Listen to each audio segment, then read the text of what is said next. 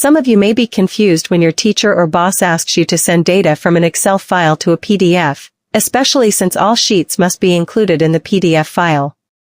Converting is very easy. Watch this tutorial to learn how. First, determine the paper size. To change the paper size, go to the Page Layout menu, select Size, and then select the desired paper size. For example, I'm using A4 paper.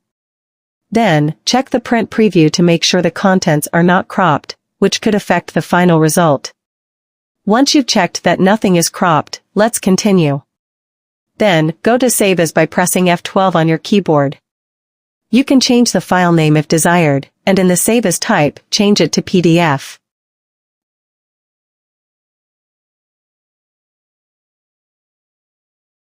After that, select Options and change the Publish What section from Active Sheet to Entire Workbook so that all sheets in the Excel file can be converted to PDF. Then, click OK to save the settings and click Save to continue converting to a PDF file. Wait for the process to complete and you'll see the results. So, easy was it? That's how to convert all sheets in an Excel file to PDF.